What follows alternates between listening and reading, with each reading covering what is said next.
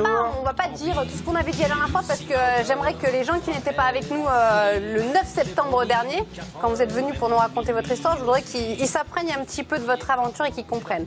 Alors déjà, on se pose toujours des questions pour les synthés, pour nos invités. Qu'est-ce qu'on met ? Alors, marin, navigateur, explorateur, aventurier. Un peu tout ça. Ça fait long, hein. Aventurier, c'est bien. Aventurier ? Ouais. D'accord, on me considère comme ça.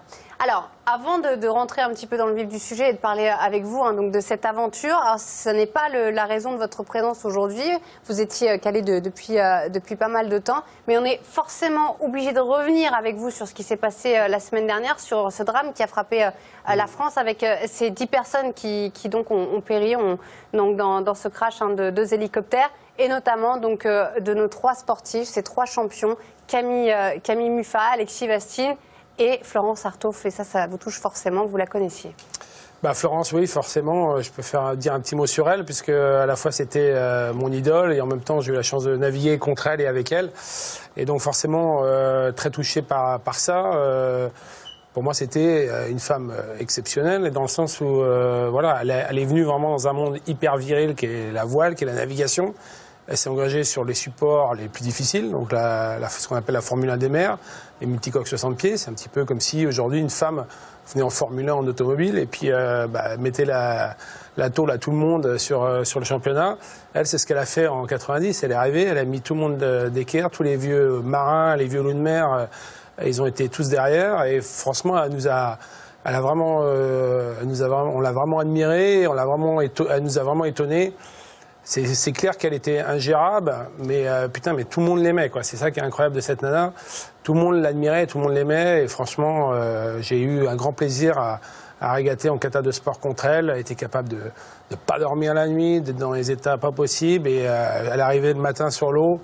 Et puis à gagner les régates, quoi. C'était un petit bout de femme incroyable, quoi. Un vent de fraîcheur sur la voile pour elle qui a remporté la Route du Rhum en 1990. Et aujourd'hui, la voile, c'est l'un des rares sports où finalement on dit que les hommes et les femmes peuvent lutter à armes égales. Mais c'est un peu grâce à elle, parce que c'est elle qui a ouvert la voie à toutes les navigatrices qui ont suivi derrière. Bah oui et non, parce que comme je dis, la voile, c'est vraiment physiquement, c'est un engagement terrible. On le voit sur ces photos, on dessinait la surface des voiles par rapport à notre capacité à border la voile, à reprendre la voile, quoi. Alors comment tu te dis comment moi qui fais 95 kilos, comment elle arrive avec ses 48 kilos à reprendre la même voile, quoi.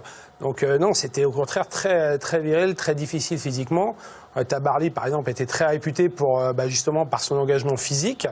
Et elle est arrivée dans ce milieu-là. Aujourd'hui encore, on dirait à l'époque même d'Hélène MacArthur que c'est un peu plus assisté, les bateaux, c'est un peu moins physique. La castillage, tout ça s'est développé. Les filles arrivent un peu plus facilement à gérer des gros bateaux. Mais à l'époque, c'était encore super dur, quoi. Et puis ce destin étrange, parce que vous côtoyez la mort régulièrement quand vous êtes sur vos bateaux. Et elle avait failli se noyer d'ailleurs en 2011, comme quoi la vie est parfois étrange. Oui, je me souviens aussi d'un tour de Corse où elle était tombée à l'eau. C'est le dernier concurrent qui l'avait récupérée. Et ça lui arrivait plusieurs fois comme ça dans sa carrière, à croire qu'elle n'était pas faite pour partir comme ça, en tout cas sur l'eau. Et voilà, ça en a joué autrement. Bon, on gardera le sourire de Florence Arthaud, de Camille Muffat et d'Alexis Vastine. On a envie de rester là-dessus, d'avoir cette pensée positive. Et on va essayer d'être plus joyeux aussi avec vous, parce qu'on rappelle le défi que vous vous êtes lancé le 5 octobre 2013. Vous avez entamé un tour du monde sur un catamaran de sport sans habitacle ni instrument électronique, sans rien, en gros, voilà. Pour résumer, un tour du monde qui s'est arrêté donc brutalement le 1er août sur les rochers sri-lankais. Alors, je vais vous laisser revenir sur cet épisode pour ceux qui n'ont pas suivi votre aventure, parce que dans vos mots, c'est toujours plus fort et c'est incroyable de toute façon ce que vous avez fait et ce que vous avez vécu.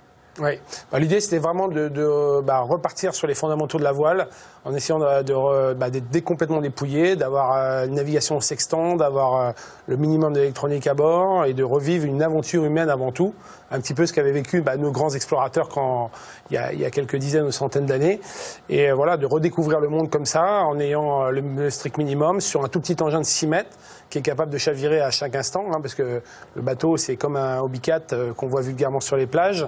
Donc c'est vraiment une vigilance constante, la possibilité de très peu dormir, maximum 15 minutes. Sinon aussi il y a le risque de collision. Vous l'avez vu récemment dans les courses comme la Volvo Ocean Race ou la Route du Rhum, la collision elle pouvait être très rapide. Et moi qui n'ai pas de radar, par exemple, j'ai pas le choix que de veiller en permanence. Donc il faut dormir très, très court et de manière répétitive. Et puis voilà, ça s'est bien enchaîné effectivement pendant 10 mois, entre les Sables d'Olonne jusqu'au Sri Lanka, jusqu'à cet incident où je me suis échoué sur les côtes du Sri Lanka, avec, après avoir affronté tout l'océan Indien, des moussons, des vents difficiles. Et puis voilà, l'accident est arrivé, et puis pour moi, le défi s'arrêtait à ce moment-là. Ouais, vous somnolez, et là, voilà, c'est le drame. On va vous remontrer une séquence, j'imagine, qui est compliquée pour vous, parce que là, vous en parlez de façon très cartésienne et tout, ça a l'air simple comme ça, mais c'est une émotion intense, parce que votre bateau, à ce moment-là, il est foutu. On regarde. Oh putain, mon bateau, mais chier! Comment c'est possible ça? Putain, je me suis endormi 5 minutes! 5 minutes et je me suis échoué, mais putain, mon bateau est mort! Oh là là là là, mais j'ai traversé tous les océans et là je suis là comme un con sur un caillou, putain! Mais putain, mais qu'est-ce que j'ai fait? Une détresse incroyable, mais vous n'êtes pas resté là-dessus.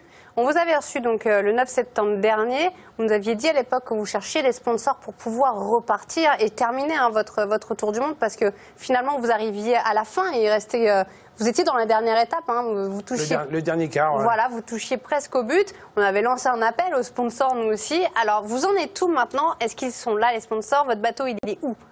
Aujourd'hui, en fait, je suis clairement de nouveau là parce qu'effectivement, c'est les sponsors que j'avais, ce sont les contributeurs à travers une campagne de crowdfunding qui ont donné de l'argent. Et clairement, j'ai été vraiment propulsé par mes fans, par mes admirateurs, par mes sponsors. Et là, plus que jamais, j'ai senti cet engouement. J'avais pas réalisé en fait que le défi avait été aussi soutenu. Et puis voilà, de par toute cette énergie qui était autour de moi, j'ai pu relancer le défi très rapidement en fait, et on a pu reconstruire ce bateau au chantier Short Team à Caen. Et ce rêve a repris réalité. Franchement, quand j'étais sur les cailloux, j'ai vraiment cru que ça c'était terminé, que ça s'arrêtait là. Et le bateau a été reconstruit à l'identique. Et puis voilà, le défi Atlantis Télévision, il va pouvoir repartir là dans quelques jours. C'est un truc de fou, quoi. Je repars là dans le week-end prochain, vraiment dans quelques jours du Sri Lanka. Je prends l'avion mercredi et il me reste 3 mois de navigation pour essayer de rejoindre Ouistreham, Rivabella en Normandie. Voilà, alors c'est pas fini, il y a encore beaucoup d'obstacles qui m'attendent. Enfin, pour nous c'est long, pour vous c'est court. Comment vous vivez ça? Ça va ressembler à quoi votre quotidien là maintenant? Il va falloir surtout revenir dans le rythme parce que j'ai pas renavigué sur ce bateau depuis quelques mois, donc il va falloir retrouver mes repères. Mine de rien, j'avais beaucoup progressé tout au long du tour du monde où j'avais vraiment appris à naviguer seul sur ce bateau-là, ce qui n'était pas une simple affaire. Là, il va falloir que je reprenne vite des repères parce que pour l'instant, j'ai juste fait quelques navigations au large du Sri Lanka. Et puis dans la première étape vers Djibouti, il va y avoir, comme vous le savez, la zone des pirates avec les Somaliens, voilà, et les golfe d'Aden. Donc là, il va falloir que je passe le plus furtivement possible et le plus discrètement possible, en essayant de ne pas interpeller les pirates. Et puis ce que je redoute le plus, c'est la mer Rouge, où il y a vraiment beaucoup d'obstacles. C'est un canal très étroit, la mer Rouge, où il y a la côte et des cailloux partout. Il y a un trafic maritime très intense, on le sait, il y a des pêcheurs non éclairés. Et voilà, c'est un peu comme j'ai pas d'assistance électronique, j'ai que la vigilance, comme je vous le disais, et donc l'obstacle peut vite arriver. Donc la mer Rouge sera un point un peu délicat. Après, il y aura le canal de Suez, et puis toute la Méditerranée, le détroit de Gibraltar, et puis j'espère une arrivée à Ouistreham au mois de juin prochain. Bon, ça a l'air d'être dur, ce que vous annoncez. Alors moi, j'ai une question, mais pourquoi vous faites ça? Parce que je suis un enfant de la mer, je suis un enfant du kata de sport, comme vous pouvez voir là sur ces images. Moi, je m'éclate tout simplement. Quand je vois mon bateau, j'ai fait le choix de partir sur un bateau exigeant, mais sur un kata de sport sur lequel je navigue depuis l'âge de 14 ans. Et c'est ma raison de vivre, quoi. Et j'ai jamais été aussi heureux que sur la mer. Alors oui, il y a 10% du moment qui sont durs parce que je suis dans l'extrême, j'ai l'impression que voilà, je vais chavirer à chaque instant. Mais il y a 80% de bonheur où quand je traverse le Pacifique, par exemple, j'ai les dauphins, j'ai les baleines, j'ai le soleil, j'ai les étoiles, je me repère aux étoiles. Quel bonheur de pouvoir traverser l'océan et de savoir qu'on s'est juste repéré aux étoiles, quoi. C'est un plaisir et une abnégation incroyable, quand même. On sent votre passion, en tout cas. Ouais. Bon, vous le savez, on aime bien jouer dans Expresso. Bien sûr. Du coup, on va jouer. Un truc de neuneu, vous allez comprendre. Le Game Time.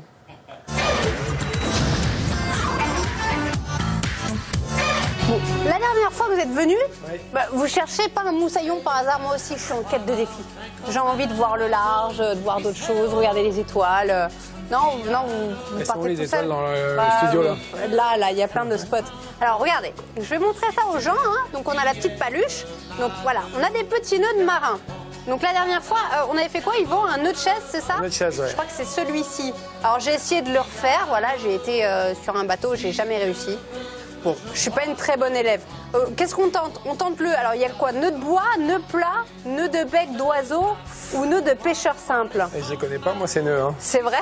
Non, le nœud plat, peut-être. Allez. Oh la loose, le nœud plat? Ouais, ok, ouais. c'est parti. Je relève le défi. Allez, c'est parti. Donc, du coup, voilà, j'ai toujours mes petites cordes. Hein, J'avais quand même été une meilleure élève que Thomas la dernière fois, hein, je crois. Hein. Bon, c'est le prof qui était pas bon. Hein. Ouais, je vais vous laisser dire ça par orgueil, d'accord? Alors ça, c'est pour vous. Alors du coup, je vous laisse vous mettre ici peut-être, voilà, comme ça, moi je vous copie. J'ai pas pratiqué depuis longtemps. Hein. Bah comme ça vous remet un petit peu dans le bain et on sait jamais, peut-être que vous en aurez besoin. Ah ouais? Non? Vous faites pas des nœuds en mer et tout? Si, je fais des nœuds. Mais vous faites tout le temps les mêmes, c'est ça? Il y en a deux ou trois, c'est principalement. Il y a effectivement le nœud plat qui est souvent utilisé. D'accord. Donc le nœud plat, on fait le tour du poteau. Ouais. Voilà, on a les deux extrémités. Ouais. On les croise, voilà, tout simplement. Ok. Et puis on va passer un des deux à l'intérieur. Ok, vous suivez bien hein, chez vous, hein, vous pouvez faire la même chose. Alors je suis en train de faire n'importe quoi. Voilà. Attendez. Je recommence. Ouais. On croise. Ah, j'ai croisé du mauvais côté. Laisse un peu. Ok. Voilà. On en passe un à l'intérieur. Comme ça? Par-dessous et par-dessus. Voilà, c'est simplement. Comme ça là? Ouais. Je suis bien là? Voilà. Et puis D'accord. après, on prend celui de droite. Ouais. Et on va passer dessous celui de gauche. Oui. Et on va re-rentrer en puits, D'accord. comme on dit. Comme ça. Voilà, Et après, on va tirer les deux extrémités. Ah, Donc, génial! Le nœud plat est fait. Ouais! Du premier coup, hein. C'est pas beau ça? Je suis incapable de le refaire. Et ça, on peut tirer Et dans après- tous les sens sur les deux là. Et ça bouge pas quoi. Ça bougera pas. Hein. Ok, super. Bon, écoutez, la prochaine fois que vous revenez, du coup, comme ça, moi, je vous raconterai mes aventures, moi aussi, en mer. Bon, elles seront sans doute moins palpitantes que les vôtres, mais bon. À mon avis, dans un quart d'heure, tu auras oublié déjà. Hein. Voilà, bon, Non. moi c'est sûr, même dans 2 minutes, j'ai pas de cerveau. J'avais pris une cravate au cas où, Alors je savais ça, faire la nœud de cravate. non. Ouais, je m'en doutais. Un truc de marin. Déjà, il a mis des chaussures aujourd'hui, c'est bien. La dernière fois, il était venu en tongs. Mais il va falloir, là, vous allez pouvoir respirer, vous allez être bien. Hein. Ouais, Voilà. dans 3 jours, c'est fini les chaussures. Hein. Ouais. Bah, en tout cas, je vous souhaite bonne chance, Yvan. Merci. Je vous souhaite bonne chance et je vous souhaite surtout de faire très attention à vous. Vous nous revenez, d'accord? Et En puis on éteint. discutera de votre belle aventure. Voilà. Avec Je vous fais grand des plaisir. bisous et je vous dis à demain avec Thomas. Bisous et bonne chance. Si ma hauteur sur la mer en furie, j'ai vomi mon 4 heures et mon minuit aussi. Je me suis cogné partout, j'ai dormi dans des draps mouillés. Ça m'a coûté des sous, c'est la plaisance, c'est